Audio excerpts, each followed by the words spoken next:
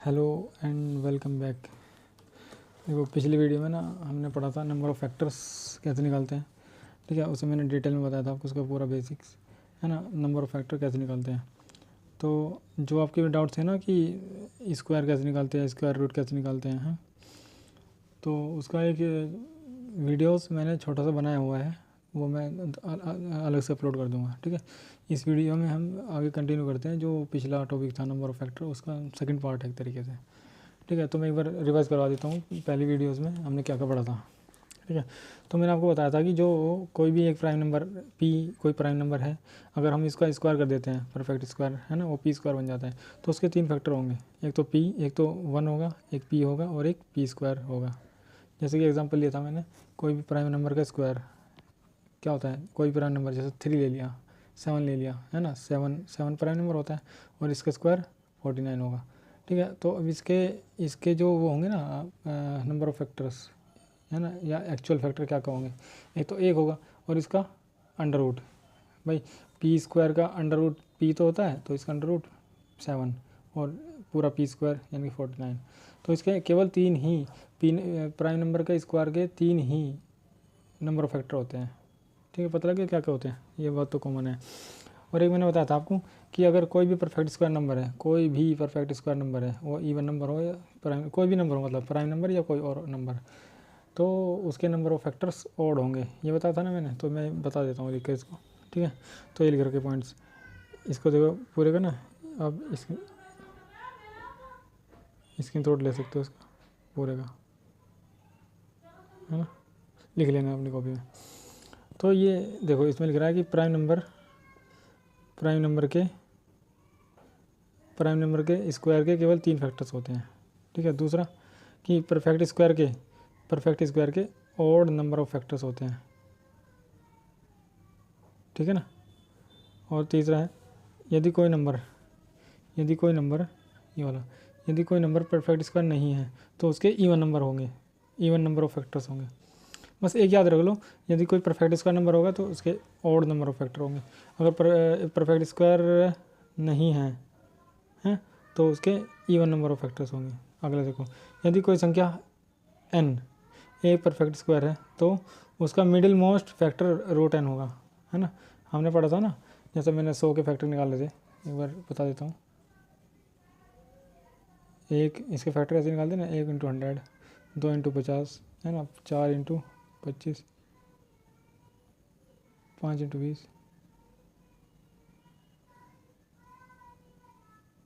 ठीक है, 10 दो बार आ गया तो उसको एक बार लिख रहे थे। तो इसको देखो, मिडिल मोस्ट 4 इधर है, 4 इधर है, ये इसके बीच में है, तो मिडिल मोस्ट इस वाले नंबर का अंडर रूट है ना। तो यही है, ये चारों पॉइंट मैंने जो पिछली क्लास में पढ़ा थे ना, मैं लिख दिए लैंग्वेज की फॉर्म में, है ना। यदि किसी संख्या n को का आगे से फ्रॉम द स्टार्टिंग से पाँचवा फैक्टर है तो पीछे से फ्रॉम द एंड से भी पाँचवा होगा, है ना। ऐसे ही सातवां फ्रॉम द स्टार्टिंग तो सातवां फ्रॉम द लेफ्ट, है ना, मतलब फ्रॉम द एंडिंग, तो उनका प्रोडक्ट हमेशा उस नंबर के n के बराबर होगा। देख लेना, ये थोड़ी सी बात लिख रखी है। अब देखो मेन पॉइंट यहाँ पर आ जाता है। अब जो क्वेश्चन आएंगे एक्चुअल क्वेश्चन एग्जाम में वो कैसे होंगे, ठीक है, वो इस तरह के होंगे। जैसे मान लो मैंने कोई नंबर लिया, आज वीडियो क्वालिटी क्लियर क्यों नहीं हो रही। आज मैंने नंबर लिया कोई 8 लिया, है ना, तो 8 के प्राइम नंबर ऑफ फैक्टर कैसे निकालेंगे हम। तो पहली बात तो ये है कि मुझे ये बताना कि 8 के कितने नंबर ऑफ फैक्टर्स होंगे, है ना। तो एक तो तरीका वही है ना, बेसिक से बताते हैं। 1 2 1 से डिवाइड होता है, 2 से, 3 से नहीं होता, 4 से, 5 से, 6 से, 7 से, 8 से, तो इसके नंबर ऑफ फैक्टर 4 हो गए। कितने हो गए, 4। ठीक है, अगर यही चीज़ हमें कैसे निकालनी हो बाई ट्रिक्स, है ना, तो कैसे निकालेंगे। तो देखो इसके 8 के नंबर ऑफ फैक्टर कितने होंगे। देखो एक्चुअल में क्या है ना, ये चीज़ कैसे लिखी हुई है, ये ऐसे लिखी हुई है कि ये 2 का पावर 0, ये 2 की पावर ऐसे। एक बार दोबारा देखो, ये 8 के प्राइम फैक्टर करो पहले, 2 चौक 8, 2 दूनी 4, 2 एकम 2, ये तो हो गए 2 2 2, तो इसके प्राइम फैक्टर हो गए कितने, 3 हो गए ना। ठीक है, तो ठीक है, तो अगर मान लो इसका यानी कि 8 को लिखा मैंने एक प्राइम नंबर की पावर क्यूब, है ना, यही तो इसका मतलब 8। तो इसके नंबर ऑफ फैक्टर ना डायरेक्ट निकालने का तरीका ये रहेगा, नंबर फैक्टर कैसे निकालेंगे डायरेक्ट, कि जो प्राइम नंबर की पावर आई है ना, उसको लिखो और प्लस में 1 कर दो, डायरेक्ट 4 आ जाएगा, है ना। कोई भी ले लोगे आप, कोई भी नंबर मैं ले लेके बताऊंगा आपको। तो ये 4 कैसे कैसे आई, देखो ये ऐसे तो है जैसे 8 था, 8 का एक तो सबसे पहला 2 की पावर 0, एक होगा 2 की पावर 1, 2 की पावर 2, 2 की पावर 3, तो एक नंबर ये हो गया, एक ये होगा, एक ये होगा, 3 4, है ना। ये तो था, इसका मतलब 1 है, इसका मतलब 2 है, इसका मतलब 4 है, इसका मतलब 8 है, और ये हमने डायरेक्ट निकाला था यहाँ, ठीक है ना। ठीक है, मैं कोई भी नंबर ले लेता हूँ, जैसे मैं लेता हूँ एक नंबर ले लेता हूँ मैं 24। तो पहले ना इसको ब्रेक कर लो, प्राइम यानी कि प्राइम नंबर में तोड़ लो इसको, प्राइम फैक्टर में। 2 एकम 2, 2 3 4, 2 6 12, 2 3 6, 3 एकम 3। तो ये देखो प्राइम नंबर की पावर बनानी है हमें सारी, तो 2 एक तो 2 है और एक 3 है, तो यानी कि 2 भी प्राइम है, 3 भी प्राइम है, यानी कि 2 की पावर है एक तो कुछ और 3 की पावर कुछ है, ये दोनों प्राइम नंबर है। 2 की पावर कितनी है, 1 2 3, यानी इसकी पावर तो है 3, और 3 की पावर यहाँ पे सिर्फ एक ही है।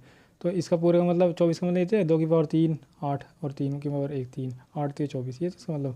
तो इसको हमने प्राइम फैक्टर की क्यू में बदल दिया। तो जो इसके नंबर ऑफ फैक्टर होंगे ना, वो कोई क्या होंगे, नंबर ऑफ फैक्टर्स क्या होंगे इसके 24 के, वे होंगे इसकी पावर कितनी है 3, 3 प्लस 1 4, है ना, और इसकी पावर कितनी 2 1, 1 प्लस 1 2, और मल्टीप्लाई कर दो दोनों की 8, यानी कि जितनी पावर होगी उसमें एक जोड़ के हमारा आंसर आएगा। अगर बीच में मल्टीप्लाई करके एक नंबर की और पावर है तो उसमें वैसे करना, पहले तो उसका एक 1 ऐड करके लिख दो, मल्टीप्लाई लगाओ, उसमें 1 ऐड करके लिख दो, मल्टीप्लाई लगाओ, है ना, तो आंसर आ जाएगा। मान लो यहाँ एक नंबर और होता तो उसे भी ऐसे ही मल्टीप्लाई करके, जब मान लो ऐसे होता 5 की पावर 3 होता तो ऐसे लिखते 3 और 1 4, मल्टीप्लाई में 4, तो 4 दूना 4 32, ऐसे 32 हो जाता हो, है ना। मैं इसका फॉर्मूला लिखूँगा, अभी एक एग्जाम्पल और करना है पहले।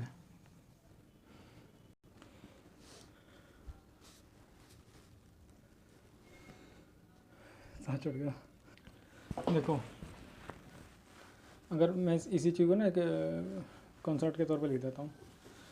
मान लो कोई नंबर n है ना, उसके प्राइम फैक्टर करने के बाद इस तरह से बन रहा है रिलेशन, यानी कि x y z तो प्राइम नंबर है वहाँ पे, और a b c उनकी पावर है। तो टोटल जो नंबर होंगे ना, नंबर ऑफ फैक्टर, वो होंगे पहले वाले में एक जोड़ो, दूसरे वाले में एक जोड़ो, तीसरे वाले में एक जोड़ो, और तीनों का मल्टीप्लाई, तीनों का प्रोडक्ट कर दो। तो यहाँ आंसर आया a + 1 into b + 1 into c + 1, ये टोटल नंबर ऑफ फैक्टर हो जाएंगे। मैं एक बड़ा सा नंबर ले लेता हूँ 240। सांस चढ़ गई, मैं नीचे चला गया था, 5 मंजिल नीचे चढ़ गया मैं वापस। तो देखो ये नंबर बहुत बड़ा है, इसको एक एक करके तो बहुत मुश्किल हो जाएगा निकालना, ऐसे 1 से 2 से 3 से बहुत देर हो जाएगी ना, छूट भी जाएगा और एक आध। तो इसको देखो ट्रिक से निकालते हैं, 240, इसको प्राइम नंबर में तोड़ लो, 1 2 1 2 2 3 4 2 0, 2 6 12, 2 3 6, 2 1 15, 3 5 15, 5 1 5, ठीक है। तो देखो 240 के कौन कौन से फैक्टर हो गए, यानी कि देखो 2 की पावर कितनी हुई, 1 2 3 4, 2 की पावर 4 इंटू 3 की पावर कितनी 1 इंटू 5 की पावर कितनी 1। तो देखो टोटल नंबर कितने हो जाएगा, number of factor, total number of factor कितने हो जाएंगे बताइए। वही पहले वाले में एक जोड़ो, 4 में एक जोड़ेंगे 5 मल्टीप्लाई, इसमें 1 में एक जोड़ोगे 1 मल्टीप्लाई, मतलब 2 हो जाएगा ना, ऐसे ही 1 में 1 जोड़ोगे 2 मल्टीप्लाई करके लिख दो। तो 5 दिन 10 दिन 20, यानी कि 20 नंबर ऑफ फैक्टर हो गए टोटल। तो मैं तो ये इंपॉर्टेंट था कॉन्सेप्ट बहुत ही ज़्यादा, यहीं से क्वेश्चन आते हैं, इस वाले कॉन्सेप्ट से क्वेश्चन आते हैं, है ना। पहले वाले से बैकग्राउंड तैयार करा था आपका मैंने, उनसे कुछ जो नंबर सिस्टम के जो कंसेप्ट वाले क्वेश्चन होते हैं लेंथी, वो आ जाते हैं। लेकिन शॉर्ट क्वेश्चन इससे आता है, जो मतलब एग्जामिनर भी मान के चलता है कि मैं आसान क्वेश्चन और दे रहा हूँ, बच्चा जल्दी कर लेगा। तो आपको ये ट्रिक फॉलो करनी है, ये वाला कॉन्सेप्ट याद रख लेना इसमें, नंबर ऑफ फैक्टर के लिए ये ज़रूर पता होना चाहिए आपको, ठीक है। ठीक है ठीक है। और एक नया क्वेश्चन इसमें ये बनता है कि कोई नंबर दे देगा आपको, मान लो यही दे दिया 240 दे दिया, है ना, और बोल रहा है कि इसके फाइंड करो even number of factor, even number of factor, ठीक है, या फिर बोलेगा ऑड नंबर ऑफ फैक्टर, ये फाइंड करने हैं आपको, ठीक है। ये कैसे करेंगे देखो, तो मैंने इसका तो अभी बताया था आपको, इसके टोटल फैक्टर इस तरह से आए थे ना कि 2 की पावर 4, इसके प्राइम नंबर का मैंने वो कर लिया था पावर, ऐसे कन्वर्ट कर लिया था ना। तो टोटल तो आए थे कितने, 5 2 2 है ना, 4 पंजे 5 दूनी 10 दूनी 20, इसका टोटल तो ऐसे 20। अगर मान लो मुझे इवन नंबर निकालना है, इवन नंबर ऑफ फैक्टर, तो कैसे करेंगे? तो 2 की पावर 4 लिख रहे हैं ना, तो सबसे पहले एक 2 लिख लो, 2 की पावर 1 है ना, और ब्रैकेट लगा लो। फिर यहाँ कितना बचा? 2 की पावर 3 बच गया, आगे 3 की पावर 1 है, आगे भी 3 5 की पावर 1 है। तो यानी कि ये प्रोडक्ट जो भी होगा उसकी मैं मल्टीप्लाई करूँगा 2 से, तो सारे के सारे कितने आएंगे? इवन नंबर आएंगे। तो बस मुझे इसे 2 को तो भूल जाओ, 2 तो इसलिए था कि इवन बनाने के लिए। अब इन्हीं के अकॉर्डिंग नंबर फैक्टर निकालो। अब इसकी पावर 3 है तो यहाँ 4 लिखेंगे, 1 जोड़ के, 1 है तो 2 लिखेंगे, 1 है तो 2 लिखेंगे। अब बताओ कितना हो गया? 4 दूनी 8 दूनी 16। तो 16 क्या हो गए? इवन नंबर ऑफ फैक्टर हो गए हैं। अब मान लो ओड पूछ रहे हो, तो ओड के निकालने के लिए क्या करेंगे? टोटल में से, टोटल 20 है, टोटल में से इवन के माइनस कर देंगे, तो ओड के आ जाएंगे 4। ठीक है। और एक अगला टॉपिक आ जाता है कि सम ऑफ फैक्टर, इसी में सम ऑफ फैक्टर्स, ये भी इम्पोर्टेंट है यार। ठीक है, ये देखो ये तो बहुत इंपॉर्टेंट है। ये भी 24 का ले लेते हैं। तो 8 से 24 होता है ना, जैसा कि 2 की पावर 3 में लिखा जाएगा प्राइम फैक्टर की फॉर्म में, और 3 की पावर 1 में। तो सम ऑफ ऑल फैक्टर निकालने हैं, सम निकालना है सारे फैक्टर का, सम ऑफ ऑल फैक्टर्स। तो कैसे निकालेंगे? ठीक है, अब ये देखो 2 की पावर 3 के अकॉर्डिंग कितने फैक्टर होंगे? 4, 3 में जोड़ेंगे 4 है ना। 3 की पावर 1 के अकॉर्डिंग कितने फैक्टर होंगे? 2 है ना। 4 4 इसके 2 इसके, 4 दूनी 8, तभी तो टोटल 8 होंगे। तो देखो ये तो मैं नंबर फैक्टर की बात बता रहा, टोटल कितने हैं। अब मैं उनका एक्चुअल नंबर निकाल लूँ, एक्चुअल फैक्टर निकाल लूँ क्या क्या होंगे। इसके ये पता लग गया मुझे 4 होंगे, मैं हल्का से लिख लेता हूँ। इसके कितने होंगे? 2। ठीक है, और ये 4 क्या क्या हो गई? वे स्टार्टिंग से 2 की पावर से स्टार्ट कर दो, 2 की पावर 0 से स्टार्ट करते हैं, 2 की पावर 0 है ना। उसके बाद प्लस कर रहे हैं ना हम लोग, देखो सम निकाल रहे तो प्लस कर लेंगे, 2 की पावर 0, अगला होगा 2 की पावर 1 प्लस 2 की पावर 2 प्लस 2 की पावर 3 है ना। यानी 2 वाले के 4 होंगे, 1 2 3 4 टोटल हो गए 2 के तो, और मल्टीप्लाई है बीच में मल्टीप्लाई, और 3 वाले के कितने होंगे? 2। तो एक तो होगा 3 की पावर 0 और प्लस में 3 की पावर 1। ठीक है, अब इन्हें सॉल्व कर दो बस, देखो सॉल्व करो। देखो 2 की पावर 1 2 की पावर 0, 2 की पावर 0 क्या होता है? 1। देखो किसी की भी पावर, किसी भी नंबर की पावर 0, उसका मतलब होता है 1। ये तो पता होगा आपको शायद, है ना पता हो तो ध्यान रख लेना। किसी भी नंबर की पावर 0 तो 1 होगा आंसर। 2 की पावर 2, 2 की पावर 1 2, 2 की पावर 2 4, 2 की पावर 3 8 मल्टीप्लाई 3 की पावर 0 1 प्लस 3 की पावर 1 3। तो कितना हो गया? 8 4 12, 2 14 1 15, 15 मल्टीप्लाई 3 और 1 4, तो 15 चौका 60। यानी इनके जो नंबर जो इनके फैक्टर्स हैं सारे सारे, उनका जोड़ ये आ गया 60। इसका मतलब समझ ही गए होगे ना आप। जैसे कि सम का मतलब ऐसे है, जैसा 8 है, 8 के फैक्टर क्या क्या थे? 1 था 2 था 4 था 8 था। इसका सम करेंगे कितना आएगा? 8 4 12, 12 2 14 1 15, इसका सम 15 आ गया। और फॉर्मूले के अकॉर्डिंग जैसे मैंने पीछे निकाला ऐसे निकाला, इसे लिखते हैं हम 2 की पावर 3, यानी कि इसके 4 फैक्टर हो गए टोटल। और ये क्या क्या होंगे? 2 की पावर 0, 2 की पावर 1, 2 की पावर 2, 2 की पावर 3, 1 2 3 4, ये तो हो गया ना। तो 2 की पावर 1, 2 की पावर 0 1, 2 की पावर 1 2, 2 की पावर 2 4, 2 की पावर 3 8, मैं जोड़ दो 8 4 पावर 3 15। ठीक है, ये भी इम्पोर्टेंट है। और क्या है?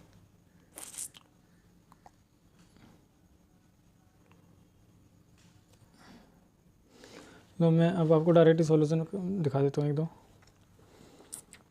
है ना। देखो जैसे 240 है, 240 को इस फॉर्मेट में बदल लिया पहले तो, प्राइम नंबर की पावर के फॉर्मेट में। ये आएगा 2 की पावर 4, 3 की पावर 1, 5 की पावर 1। अब नंबर ऑफ फैक्टर्स निकालने हैं, तो इसके 5 हो जाएगा, इसका 2, इसका 2, 5 दूनी 10 दूनी 20, टोटल नंबर फैक्टर 20 आ गए। अब उन जो फैक्टर है उनका सम ऑफ फैक्टर्स, तो पहले 2 की पावर 0 से स्टार्ट करते हैं। 2 की पावर 0 1 2 3 4 है ना, 4 देना इसके, तो 4 तक जाएंगे मैक्सिमम। और टोटल देखेंगे तो 5 हो जाएंगे, 1 2 3 4 5, समझ लो। ऐसे 3 की पावर 1 तक जाएंगे, 3 की पावर 0 से 1 तक, 3 की पावर ऐसे 5 का जाएंगे, 5 का 0 से 5 की पावर 0 से 5 की पावर 1 तक। तो इसमें टोटल जोड़ लो सबको, इन्हें सोल्व करेगा ना, 1 2 2 4 8 12 16, इनको सबको जोड़ेंगे और फिर मल्टीप्लाई कर देंगे इससे, तो ये आ जाएगा 744। लेकिन इसी में पूछ लेता है कि number of even number factor, है ना, ये तो पहले तो ये बोला इवन नंबर ऑफ फैक्टर कितने हैं, वो तो निकाल लिया था आपने, पीछे दिखाया था मैंने निकाल के 16 थे। अब उन इवन नंबर का भी सम पूछ लेगा कई बार, sum of even number factor, sum of even factor. तो देख रहे हो ना, अब ये वाला फॉर्मेट में जो 2 की पावर में 2 की पावर 0 जो होता है ना वो 1 होता है, बाकी 2 की पावर 0 के अलावा जितने भी पावर होंगी 2 की सारे इवन होते हैं, 2 की पावर 0 ही केवल ऑड होती है। तो इसलिए मैंने क्या करा, 2 की पावर 0 को यहाँ से हटा के लिख लिया, 2 की पावर 0 को यहाँ से गायब कर दिया, क्या बचा 2 की पावर 1 2 3 4 है ना, बाकी के सब, बाकी के सारे, क्योंकि बाकी से मतलब ही नहीं है ना। मैं अब जो भी ऑड हो गए, ऑड से ऑड की मल्टीप्लाई होएगी, ऑड से इवन की मल्टीप्लाई होगी, तो ऑलरेडी ऑटोमेटिकली वो क्या आ जाएगा, इवन ही आ जाएगा। तो हमें बाद वालों से मतलब ही नहीं है, हमें 2 वाले में इवन नंबर निकालने के लिए 2 की पावर 0 को हटा देना है और बाकी को जोड़ देना है। फिर 2 की पावर 1 2 की पावर 2 3 4 है ना, इसको सबको जोड़ो, इसको जोड़ो, इसको जोड़ो, आंसर आएगा 480। समझ लो, ऐसे ही नंबर ऑफ ऑड फैक्टर 4 हैं। ऑड फैक्टर तो देखो इसमें लिख रहा है ऑड फैक्टर, तो इवन तो कोई सा भी नहीं होगा, इवन वाले सारे हट जाएंगे। ये तो एक तो तरीका होता ना कि टोटल में से इवन घटा तो ऑड आ जा रहे हैं। अगर हम डायरेक्ट ही इवन निकाल रहे हैं तो एक तो इवन वाले डायरेक्ट ही ऑड निकाल रहे हैं, तो एक तो इवन वाले सारे हटा दो, ये 2 वाले सारे हटा दिए ना। अब देखो ये भी ऑड है, ये भी ऑड है, इन दोनों को ले लेते हैं। 3 की पावर 1 3 की पावर 0 1 हो जाएगा, 3 की देखो एक तो ले लिया, 3 की पावर 0 3 की पावर 1 मल्टीप्लाई 5 की पावर 0 5 की पावर 1, ये सारे देखो 3 की पावर 0 1 3 की पावर 1 3, ये भी ऑड है, 1 भी ऑड होता है 3 भी ऑड होता है। 5 की पावर 0 1 5 की पावर 1 5, 1 भी ऑड होता है 5 भी ऑड होता है, सारे ऑड है ना। तो इसलिए 3 और 1 4 5 और 1 6 है ना, 6 चौक 24, इनका नंबर ऑफ सम आ गया, इनके सम आ गया ऑड नंबर का। ठीक है, बस मैं और इसका एग्जांपल करा नहीं रहा, अब आप देख लेना इन्हीं के बेस पे, इसको कर लेना तैयार। ठीक है, अगले टॉपिक पर मूव करते हैं। आज आपको मैं ना कुछ छोटी छोटी चीज़ सिखाता हूँ। देखो स्क्वायर करना सिखाता हूँ मैं, स्क्वायर कैसे करते हैं किसी भी नंबर का फास्ट। जैसे कि मैंने लिया 37 है ना, स्क्वायर बताना है इसका, किसी भी नंबर का स्क्वायर। और तो तरीके बहुत होते हैं कि 50 से कम है 50 से ज़्यादा है तो अलग तरीका, 50 से कम अलग तरीका, इस तरह से। तो मैं आपको एक कॉमन तरीका बता रहा हूँ जो एग्ज़ाम में भी इम्प्लीमेंट हो जाता है ना, फटाफट तैयारी करते रहने, प्रैक्टिस करने इसकी। तो क्या करना है, पहले इसका स्क्वायर करो फिर इसका स्क्वायर करो, लिखो 3 का स्क्वायर, कोई भी नंबर स्क्वायर करके दो डिजिट में लिखना है ना। तो देखो 3 का स्क्वायर 9 होता है, तो 9 को 2 डिजिट में कैसे लिखेंगे 0 9। 7 का स्क्वायर 49 होता है, तो 49 लिख लिया। अब क्या करना है, ये जो नंबर है 3 7 और ये ऊपर की पावर भी, तीनों की मल्टीप्लाई कर दो आपस में, 7 21 दूनी 42। तो हमें 42 लिखना है, कहाँ लिखना है, एक नंबर छोड़ के लास्ट से एक नंबर छोड़ के 42 लिखना है और उनको जोड़ दो, 9 4 2 6 9 4 13 है ना। फटाफट देखो 25 आ जाता, 25 का तो आपको पता ही होगा ना, 5 में 5 का 5 आएगा, 2 में 1 जोड़ो 3 और 3 दूनी 6, गलत कर दिया मैंने, ऐसा था। पहले 5 का स्क्वायर करो 25, फिर 2 में 1 जोड़ो 3 और 3 की मल्टीप्लाई वापस 2 में कर दो, 3 दूनी 6। तो 5 वाले का तो बहुत ही आसान होता है। अब मैं ले लेता हूँ जैसे कि 49 का स्क्वायर। तो देखो 4 चौक 16 9 9 81, बहुत ही तेज़ी से होती है काम सारे 4 दूनी 8 9 72। अब देखो 1 10 7 दूनी 14 है ना, और ये 2401 था ना, 2401 आपको ध्यान होगा क्या था ये, 7 की पावर 4 2401, ये भी तो 7 की पावर 4 ही होता है क्योंकि 49 का स्क्वायर है। इसको कैसे चेंज कर सकते हैं हम इसको, 49 को क्या लिखते हैं 7 की पावर 2 और उसकी पावर 2 और 7 की पावर 2 दूनी 4 और बराबर 2401, यही तो था। इसे याद रख लेना, बहुत इंपॉर्टेंट है। लो 1 2 देखते हैं, 53 का स्क्वायर देखो, 5 5 25 3 3 9 है ना, 5 15 3 30 होगा ना, 25 39। ठीक है, ये बहुत ही कारगर तरीका है। तरीके और भी हैं सिखाने के लिए, लेकिन इम्प्लीमेंट कर पाओगे कोई फ़ायदा नहीं पड़ने का। ठीक है, ये सबसे अच्छा तरीका है, ये हर जगह है, कितने बड़ा नंबर हो कहीं भी लग जाता है ज़्यादातर। ठीक है, एक और पता है 97 का, 9 9 81 7 से 49 7 दूनी 14 14 नम्मा 100 बताओ 14 नम्मा 126, एक छोड़ के 126 लिख दो, 9 10 2 3 4 8 9। ठीक है, 9409 ये आगा किसका 49 का, इसका 97 का। ठीक है, आई होप ये क्लियर हो गया होगा। अब चलते हैं थोड़ा सा रूट की तरफ। तो हाँ, एक बार इसमें स्क्वायर रूट में चलो, मैं जो मैंने वीडियो बनाई थी ना वो छोटी शॉर्ट वीडियो, उसको मैं अपलोड कर ही नहीं रहा, उसके अंदर जो पढ़ाया था उसको भी यहीं बता देता हूँ। उसमें जैसे मैंने ये निकाला अभी, ये 97 का स्क्वायर है।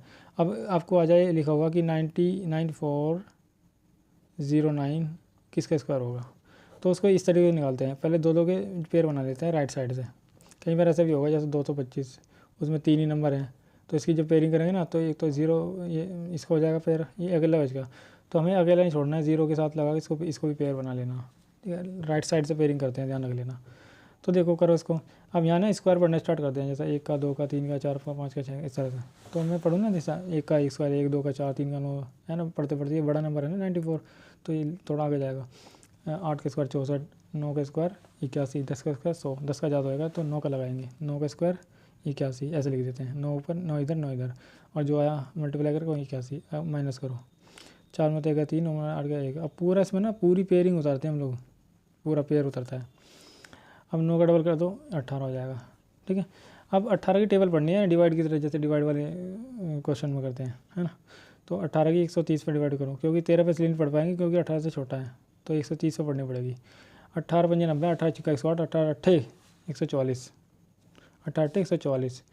तो 144 से ज़्यादा हो जाएगा, तो 18 सत्ते चला के देखो, तो 18 तो लिखा हमने, उसके बाद सत्ते, तो 7 ऊपर 7 नीचे ऐसे लिख कर मल्टीप्लाई करते हैं। 7 से 49, 7 8 56, 4 60, 7 9 13, 1309, ठीक है। तो देखो 1309 आ गया ना, कितनी बार चलाने के बाद 7 बार, तो 7 यहाँ लिखो 7 यहाँ लिखो, और 0 आ गया। जब तक 0 ना आ जाए हम ऐसे चलाते रहते हैं। तो ये 97 का स्क्वायर हो गया, है ना वाला। तो अब मैं ऐसे ही 25 का दिखा देता हूँ, 225 का करके। तो पेयरिंग करी मैंने राइट साइड से, 2 5 की बन गई। अब ये 2 अकेला बचा, मैंने 0 लगा लिया साथ में, तो एक ही कम, 1 का स्क्वायर 1 का स्क्वायर 1, 2 का स्क्वायर 4 हो जाता है ना, वो ज़्यादा हो जाता है उसने ले पाते। तो 2 का स्क्वायर 1 का स्क्वायर 1 होता है, इसलिए मैंने माइनस लिखा, 1 लिखा। अब ये पूरा पेयर उतार लिया 25। अब ये कड़वल 2 हो गया। अब देख रहे हो ना 5 है लास्ट में, तो जाहिर सी बात है 5 भी बार चलेगा, है ना। तो 5 2 लिखा मैंने, तो 5 ऊपर लिखा 5 नीचे लिखा, तो 25 पंजे 125, है ना 125 आ गया ना, 125 5 पे चलाने के बाद तो 0, तो यानी कि 15 का स्क्वायर आ गया, ठीक है। एक तो तरीका ये है, ये तो हाँ ये तरीका हुआ है जो जिसका आप निकाल नहीं पा रहे हो बिल्कुल भी। लेकिन इसका एक शॉर्ट तरीका भी है। शॉर्ट तरीका क्या, मान लो आपके पास, मैं यही नंबर ले लेता हूँ, जैसे कि मैं लेता हूँ, क्या लूँ, 841 ले लेते क्या, कोई भी 1156 ले लेते हैं, ठीक है 1156। तो मैं कह रहा हूँ कि बताइए भाई ये किसका स्क्वायर रूट है? तो देखो इसका क्या स्क्वायर रूट है। तो देखो हम क्या करना है, हमें ये करना है कि अब इसका यूनिट डिजिट पकड़ो और देखो कि 6 किसके स्क्वायर करने पर आता है। 4 का स्क्वायर 16 करने पर आता है, और 6 का स्क्वायर 36 करने पर आता है। बस 2 ही नंबर के बाद आएगा, 2 ही नंबर के स्क्वायर करने के बाद 6 आता है, और किसी भी नहीं आता, है ना। तो ये तो लास्ट में 4 आएगा या 6 आएगा। अब देखो जो नंबर बचा ना, क्या बचा 11। अब स्क्वायर पढ़ना स्टार्ट करो, 1 का स्क्वायर 1, 2 का 4, 3 का 9, 4 का 16, तो 3 का स्क्वायर और 4 के स्क्वायर के बीच में है नंबर। तो हमें यह बात तो कन्फर्म है कि हमें छोटा वाला लेना है। 3 का स्क्वायर 9, 11 से छोटा 9 है, तो हमें छोटा वाला लेना है इन दोनों में से। तो 3 छोटा है, तो 3 यहाँ लिखो, 3 यहाँ लिखो। तो आंसर ये तो 34 होगा या 36 होगा। अब कंफर्म करना है कि दोनों में से क्या होगा। तो बहुत ही क्लोज पहुँच गए ना अब हम। तो अब हम इनमें से भी कंफर्म करना है कि इनमें से क्या होगा। तो उसके लिए क्या करना है, जैसे मैंने लिखा ये 3 था, ये 4 था। अब इन दोनों की मल्टीप्लाई करो, 4 3 से 12। अब चेक करो ये 12 जो है ना इस 11 से बड़ा है या छोटा है। अगर बड़ा है तो इनमें से बड़ा वाला आंसर, अगर छोटा है इससे तो छोटा वाला आंसर। अब देखो 12 तो बड़ा है ना, तो बड़ा वाला आंसर। तो यानी कि 36 का स्क्वायर हो जाएगा ये 1296। समझ में आया, ये बहुत ज़बरदस्त तरीका है, ठीक है। अब देख लो एक नंबर और मैं लिख देता हूँ, 1089 लिख देते हैं। अब वही करो, अंडर रूट बताना किसका है ना। तो क्या करो, 9 कहाँ तो किसका स्क्वायर करने पर आता है, या तो 3 का स्क्वायर करने पे या फिर 7 का स्क्वायर करने पे। 3 3 9, 7 से 49, 49 में आखिर में 9 आता है। अब 2 नंबर बचे ना, ये 10 बचा है ना, 2 डिजिट बचे। अब बताओ किसके स्क्वायर आएगा इसका नज़दीक। 3 के स्क्वायर 9, 4 के स्क्वायर 16, यानी कि 3 का स्क्वायर और 4 के स्क्वायर के बीच में है। तो ये बात तो कन्फर्म है, 9 10 से छोटा है, तो यहाँ छोटा वाला लिखा जाएगा, या तो 33 आंसर होगा या फिर 37 आंसर होगा। तो एग्जैक्ट क्या आंसर होगा वो बताना है। 4 3 12, 12। अब 12 10 से बड़ा है छोटा है, बड़ा बड़ा, तो इनमें बड़ा आंसर होगा 37। समझ में आ गया ना। और बड़ा सा नंबर ले लूँ जब ऐसी बात है तो, 49 13।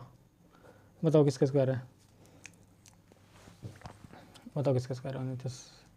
तो देखो अब चेक कर लो कि 2 पे पहले डैश कर दो। अब चेक करो 2 नंबर पे, 2 डिजिट पे डैश करते हैं राइट साइड से। तो अभी देखो 3 किसके स्क्वायर करने पाता है, 1 का, 2 का, 3 का, 4 का, 5 का, 6 का, 7 का, 8 का, 9 का, 10 का, किसी भी नहीं आता, तो ये किसी का स्क्वायर था ही नहीं, मैंने एग्जाम्पल लिया था ऐसे ही, ठीक है। क्योंकि आपको पता होगा दो किसी भी नंबर स्क्वायर परफेक्ट स्क्वायर के लास्ट में 2, 3, 7, 8 नहीं आता, ये भी ध्यान रख लेना। किसी भी परफेक्ट स्क्वायर के लास्ट डिजिट यूनिट डिजिट 2, 3, 7, 8 नहीं हो सकता, है ना। और दूसरी बात यह है कि किसी भी परफेक्ट स्क्वायर की जो यूनिट डिजिट होगी वो 1 से लेकर जो 24 तक के स्क्वायर होते हैं उन्हीं में से कोई से ना कोई सी होगी। तो ये बात आप ये भी छोड़ दो बात के लिए। अब इतना ध्यान रखो कि 2, 3, 7, 8 किसी भी परफेक्ट स्क्वायर नंबर का यूनिट डिजिट नहीं हो सकता। लो मैं आपको एग्जांपल देखना था ना, एक एग्जांपल लिख देता हूँ, मैं लिख देता हूँ 2304 लिख देते हैं। अब चेक करो, अब 2304, तो हमें क्या करना है, 2 नंबर पे डैश करना है। अब 4 किस स्क्वायर करने पाता है, 2 का या फिर 8 का। अब ये देखो किस स्क्वायर के नज़दीक है, 4 चौक 16, 5 5 25, है ना, 4 के स्क्वायर के और 5 के स्क्वायर के बीच में है। तो 4 चौक 16, 16 से छोटा है, इसका मतलब ये तो 42 आंसर होगा या 48 आंसर होगा, इन दोनों में से होगा आंसर। अब एग्जैक्ट आंसर क्या होगा, देखो 5 और 4 20, 20, ये 20 से बड़ा है, बड़ा सॉरी जो 20 आया ना 20 23 से बड़ा है, छोटा 23 से छोटा, तो इनमें से छोटा वाला आंसर होगा। 42 और 48 में से छोटा वाला आंसर होगा। अगर बड़ा होता तो बड़ा वाला आंसर होता। समझ में आ गया ना। ओके ओके, क्या मैं सही कर रहा हूँ, क्या मैं सही कर रहा हूँ, क्या लिखा मैंने क्वेश्चन 2304, 5 चौका 20, सही लिखा है मैंने, एक सेकंड में चेक करता हूँ। सॉरी मैंने थोड़ी सी मिस्टेक कर दिया यार पीछे, सॉरी। देखो दोबारा बताता हूँ, जैसे मैं ये ले लेता हूँ 2304, पीछे वाला एग्जांपल भी दोबारा लूँगा। तो देखो 2 नंबर पहले डैश करना है, अब देखना है 4 किस किस के लास्ट में आता है, किस स्क्वायर करने पाता है, 2 का या फिर 8 का। अब ये किसके स्क्वायर के नज़दीक है, 5 के और 4 के, 4 के स्क्वायर 5 के स्क्वायर इन दोनों के बीच में है। तो यानी कि आंसर तो छोटा वाला लिखेंगे, यानी कि नंबर तो छोटा वाला लिखना पड़ेगा ना, 23 में से 4 चौक 16, 25 तो बड़ा हो जाएगा, तो इसलिए 4 यहाँ आएगा, 4 यहाँ, ये तो आंसर 42 होगा या 48 होगा। अब देखना है 4 और 5 20 मल्टीप्लाई करने के बाद। अब देखना जो 23 बच रहा ना, 23 इसी पे ध्यान देना है, इस पर नहीं, इस पे जो 23 बचा, ये बड़ा है या छोटा है, ये देखना है, ये बड़ा है या छोटा है, किससे, इनके मल्टीप्लिकेशन से, इनके प्रोडक्ट से। तो 23 बड़ा है इससे, ध्यान रख लेना, जो नंबर बचा उसी को चेक करना है। 23 बड़ा है इससे, बड़ा, तो बड़ा वाला नंबर होगा, ठीक है। पिछले वाला भी मैंने गलती कर दी, 1089 था, 1089, 2 पे डैश कर लो, या तो 3 के स्क्वायर करने में आता है या 7 के स्क्वायर करने में आता है। दूसरी बात, अब ये 10 बचा, 10 है किसके बीच में, 3 के स्क्वायर के और 4 के स्क्वायर के बीच में है, 3 3 4 16, यानी कि आएगा तो छोटा नंबर, या तो 33 आएगा आंसर या 37 आएगा। अब एग्जैक्ट आंसर क्या आएगा, 4 की 3 मल्टीप्लाई आएगा तो 12 है ना। अब जो नंबर बचा था ना 10, ये 10 इससे छोटा है बड़ा है, छोटा छोटा छोटा, तो इनमें छोटा आंसर होगा, है ना। ये था, मैंने पहली बार उल्टा बता दिया था, है ना। तो समझ आना, उसे दोबारा से देख लेना, समझ में आ रही ना बात। ये था इसका कंसेप्ट। तो इसका निकालने वाला बहुत इंपॉर्टेंट है, बहुत ही इंपॉर्टेंट, बहुत इंपॉर्टेंट। अब इसी तरह से मैं उसमें आ जाता हूँ क्यूब रूट में। देखो क्यूब रूट में क्या होगा ना, जब हम 1 से लेकर 10 तक के नंबर लिख के क्यूब करते हैं ना, तो उनकी डिजिट सबकी अलग अलग आती है, और वही 0 से लेकर और 9 तक की सारी डिजिट रिपीट हो जाती है 1 से लेकर 10 तक के नंबर में ही। जैसे 1 का क्यूब 1, 2 का क्यूब 8, 3 का क्यूब 27, 4 का 64, 5 का 125, 6 का 216, 7 का 343, 8 का 512, 9 का 729, 10 का 1000। इसका यूनिट डिजिट 1 है, इसका 8 है, इसका 7 है, इसका 4 है, 5 6 3 2 9 0। देख लो ना, 0 1 2 3 4 5 6 7 8 9, 0 से लेकर 9 तक के सारे डिजिट इसी के अंदर रिपीट हो जाते हैं, ठीक है। और हमें करना है क्या, याद करना है कि क्यूब करने के बाद क्या आता है, यूनिट डिजिट क्या आता है। मान लो मैं जब 1 का क्यूब, यानी कि अगर किसी भी नंबर में यूनिट डिजिट लास्ट में 1 होगा और उसको हम क्यूब कर रहे होंगे तो उसका जो यूनिट डिजिट आएगा वो 1 ही आएगा। ऐसे ही अगर किसी भी नंबर का यूनिट डिजिट 4 होगा और उसका क्यूब कर रहे होंगे तो उसका यूनिट डिजिट 4 ही आएगा ना, 4 चौक 16 चौका 64, तो 4 ही आना इसमें। ऐसे ही अगर किसी भी नंबर में का यूनिट डिजिट 5 होगा और उसका क्यूब कर रहे होंगे तो उसका यूनिट डिजिट भी 5 ही आएगा। किसी भी नंबर का यूनिट डिजिट 6 होगा और उसका क्यूब कर रहे होंगे तो उसका भी यूनिट डिजिट 6 ही आएगा। किसी भी नंबर का यूनिट डिजिट 9 होगा और उसका क्यूब कर रहे होंगे तो उसका यूनिट डिजिट भी 9 ही आएगा। तो ये ध्यान कर लेना, ये 4 नंबर, ये 4-5 नंबर है, 1 है, 4 है, 5 है, 6 है, 9 है। ये ऐसे नंबर हैं जिनका क्यूब करने पर यूनिट डिजिट सेम रहता है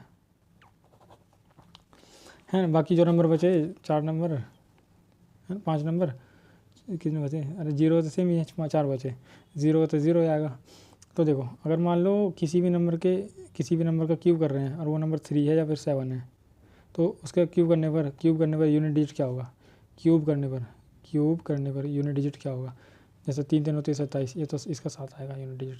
7 का क्यूब करेंगे, 7 का 343 का 3 आएगा।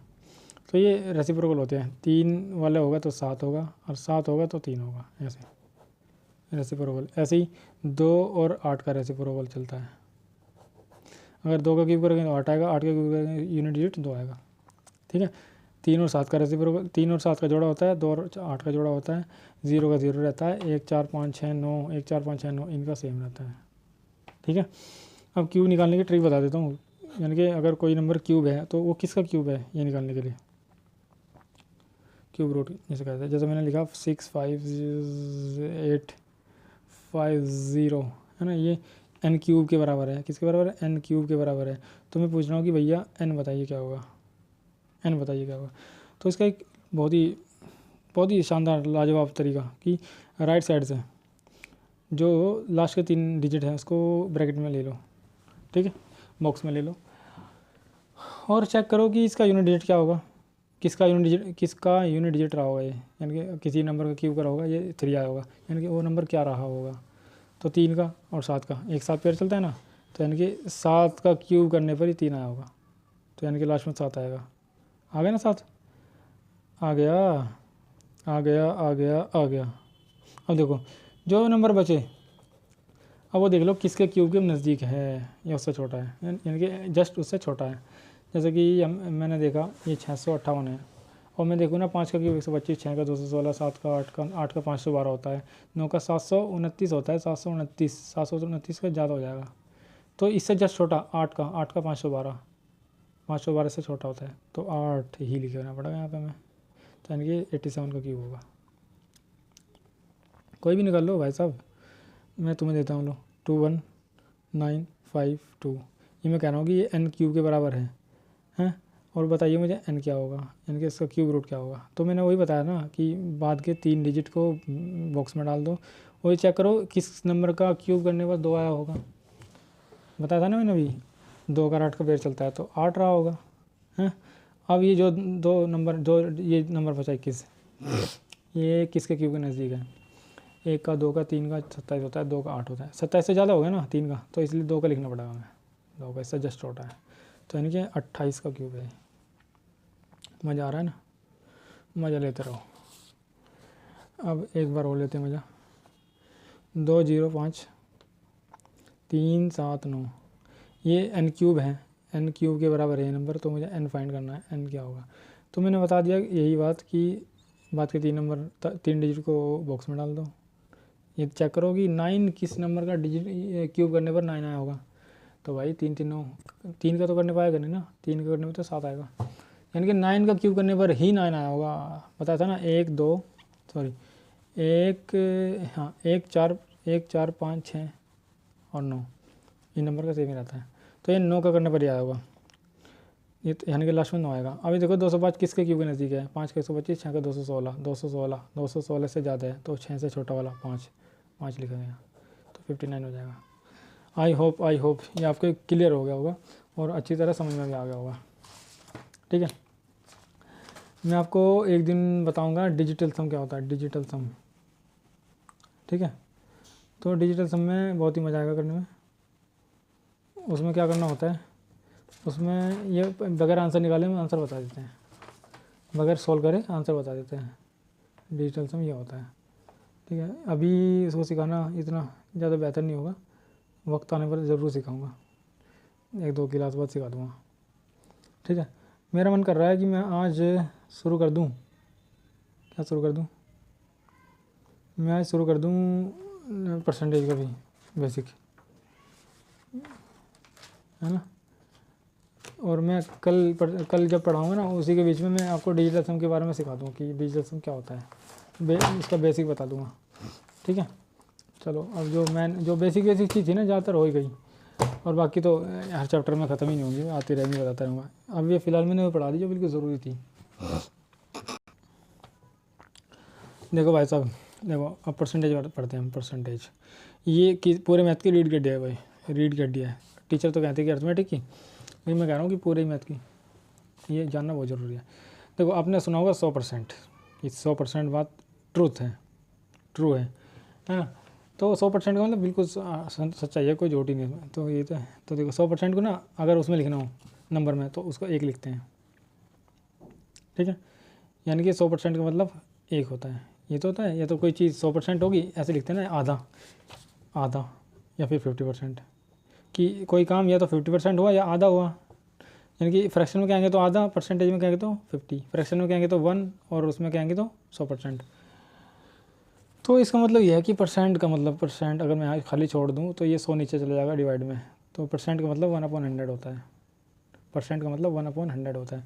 यानी कि जहाँ भी आपको ये परसेंटेज का निशान दिखाई दे सिंबल, तो वहाँ पे 1/100 लिख सकते हो आप उसकी जगह, ठीक है, मल्टीप्लाई करके।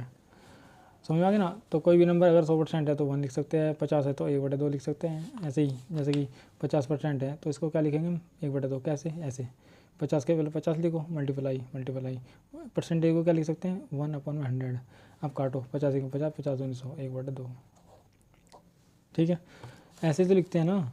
जैसे 25% को बताओ क्या लिखोगे, बता दो, बगैर सोल्व करे बताओ 1/4, बिल्कुल सही बताया। तो 25 को ऐसे लिखते हैं, उसको 1/4 ऐसे आया हो, कैसे, पहले 25 लिखो, मल्टीप्लाई करो। परसेंट को क्या लिखेंगे, 1/100, यस। अब 25 का 25, 25 का 100, 1/4, ऐसे तो आ रहा है। तो ये चीज़ बार बार परसेंटेज हटाने वाली परेशान करती है। जैसे मैं आपको कह दूँ कि 53.33%, इसको पता है क्या लिखेंगे, तो बहुत परेशान करता है भाई। पॉइंट हटाएंगे 2 0 लगाएंगे, ये हटाएंगे इसकी भी 2 0 लगाएंगे। अब ये इतना बड़ा हो गया है ना, समझ नहीं आ रही है क्या, बहुत ही कन्फ्यूजन हो जाएगा। तो हम इनको ना बहुत ही आसान तरीके से पढ़ते हैं, जो बेसिक, जो ज़्यादातर यूज़ होती है, जो फ्रिक्वेंटली, जो हर क्वेश्चन में वही यूज़ होती है ज़्यादातर, यानी कि 99%। तो हम उनको पहले पढ़ लेते हैं। क्या पढ़ते हैं, मैं लिखवा देता हूँ आपको। ये बेसिक तो समझ में आ गया ना आपके। अब मैं थोड़ा आगे बढ़ लेता हूँ। अब देखो, जैसे कि देखो, अब मैं इधर तो लिखता हूँ फ्रैक्शन वाला नंबर,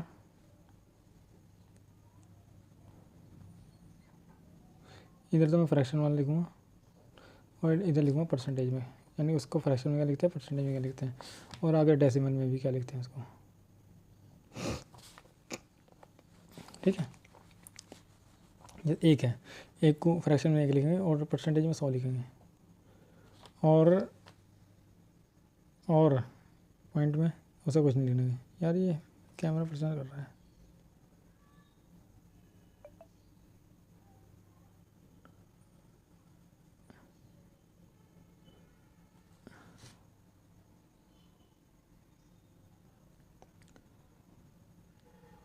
देखो भाई, ठीक है। तो ऐसे ही 1/2 को क्या लिखेंगे, 50%। 1/3 को क्या लिखेंगे, 33 सही, 1/3%। 1/4 को क्या लिखेंगे, 25%। 1/5 को क्या लिखेंगे, 20%। मैं डायरेक्ट लिखवा रहा हूँ, वो सोल्व तो आप कर ही लोगे ना। अब इसको आपको याद करनी है। ये जो लिखवा रहा हूँ ना, इसको याद करना है, रट्टा मारना है। इसे लिख के तो भाई साहब अपने सामने चुका लेना, मुँह के सामने बिल्कुल जाके, ताकि उठते बैठते इसी पर नज़र पड़े, डायरेक्ट क्वेश्चन करते हुए कुछ भी करा रही तुरंत देखो उसमें जाके, ठीक है। 1/6 16 सही, 2/3%। 1/7 14 सही, 2/7%। 1/8 12.5%। ये तो होगा ना। 1/4 का 25% होता है, और 25 का 1/2 करेंगे 12.5 आ जाएगा, ठीक है। 1/9 11 सही 1/11%, ये इंपॉर्टेंट है, सारे इंपॉर्टेंट है ना। 1/10 पेज ख़त्म हुआ, पेज ज़्यादा ख़त्म हो रहा है यार, कुछ और देखना पड़ेगा इंतज़ाम, बुलाना पड़ेगा जो आती है ना टैबलेट सी, क्या बोलते हैं उसको, पैड आती है जो डिजिटल पैड, वो लेकर आऊँगा। तो देखो 1/9 का आया था, 11 सही 1/9%, मैंने पीछे गलत लिख दिया था। हाँ ये जो पीछे लिख दिया था ना 1/11 9 है, क्योंकि अपन में 9 था ना। 1/10 10%, 1/11 9 सही 1/11%। देखो इसमें रिलेशन से नज़र आ रहा होगा थोड़ा थोड़ा ना, बस प्लेस चेंज हो रहे हैं, जो यहाँ है वहाँ, वो जो वहाँ है वो यहाँ। 1/12 8 सही 1/3%, 1/13 13 7 91, 1/14 7 सही 1/7%, 1/15 6 सही 2/3%, 1/16 6 सही 1/4%, 1/17 18 18 का इम्पोर्टेंट है, 18 5 सही 18 5 90, 5 सही 5 सही 5/9%। इसको ऐसे लिखते हैं पॉइंट में 5.55% है ना, इसको लिखते हैं 6.25%। पॉइंट में तो ये इंपॉर्टेंट है, ये कन्फ्यूजन करता है पॉइंट में, और ये वाले इंपॉर्टेंट है पॉइंट में 9.09% और ये वाला 11.11%। आप इस तरह का पैटर्न देखो ना कहीं 33.33%, इसको फ्रैक्शन में कन्वर्ट करो, मतलब देख रहे हो ना कितनी मुश्किल हो रहा है, देखने में परेशान तो कर रहा है तो है ना। तो क्योंकि पॉइंट हटाऊंगा 2 ज़ीरो इसकी 2 इसकी, तो समझ नहीं आ रहा देखो कितना बड़ा नंबर हो गया। तो इसको सिंपल फ्रैक्शन में ऐसे बदलते हैं, 3 पहले कॉमन ही ले लो, तो ये बचा 11.11%। अब 3 मल्टीप्लाई, ये 11 किसका है, ये 11.11 किसका है, किसका है किसका है किसका है, बोलो ना बोलो ना बोलो ना, इसका है 11.11 1/9 का है, तो इसकी जगह 1/9 लिखो, तो 3 3 3 3 हो, तो 1/3 आ गया। देख रहे हो ये कैसे काटते हैं इसको, 1/3 कैसे लाते हैं, है ना, कितना सिंपल हो गया। तो मज़ा आएगा यहाँ से। और लिख लो 1 2 19 का 20 का 1/20 का इम्पोर्टेंट है 5%, 1/21 22 23 24 24 का इम्पोर्टेंट है 4 सही 1/6% होना चाहिए इसका।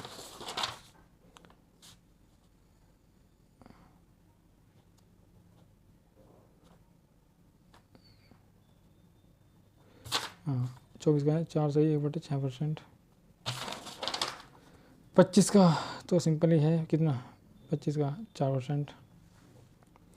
26 27 18 1/40 का इम्पोर्टेंट है, ये 2.5% होता है, बहुत इंपॉर्टेंट है 1/40 का 2.5%, यानी कोई 40 पैसा का मतलब होता है 2.5%, है ना। 2.5% शायद ज़कात होती है ना हमारी इस्लाम में, हाँ 2.5%, 2.5% तो 40 पैसा होता है। तो मैं आपको कोई एग्जांपल दूंगा, जैसा कि दो एग्जांपल देता हूँ आपको, 444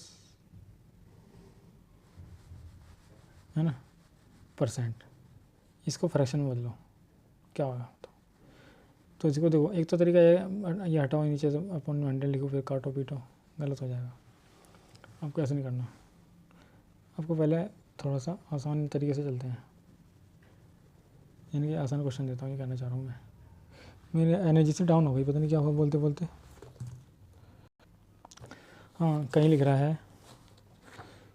है कि ऐसे 23.33%, इसको फ्रैक्शन में बदलो। तो कैसे बदलेंगे, तो इसको बदलने के लिए हमें पहले छोटा सा नंबर हो गया वो उसमें इसको ब्रेक कर लो ऐसे नंबर में जो आपको याद हो, जैसे कि 20 और 3 है ना, इस तरह से 20% प्लस क्या बचा 23 मतलब 20 माइनस करें 3.33%। तो देखो 20% का तो फ्रैक्शन याद है मुझे 1/5 होता है, प्लस 3 सही 1/3 का 1/30 होता है ना, ये याद रख लेना, इसको लिख लो 1/30 का होता है 3 सही 1/30%। क्या लिख रहा हूँ मैं कुछ गलत नहीं लिख रहा हूँ, अभी के लिए इतने छोड़ो, देखो है ना, ये वीडियो बहुत लंबी हो गई और ये मोबाइल ही स्विच ऑफ होने वाला है, पूरी वीडियो ख़त्म हो जाएगी। ठीक है, इसे मैं यहीं एंड करता हूँ। इसको आगे फर्दर इसको डिटेल में एक्सप्लेन करूँगा और इसको याद कर लेना तुम, ये परसेंटेज। ठीक है, ओके, थैंक यू।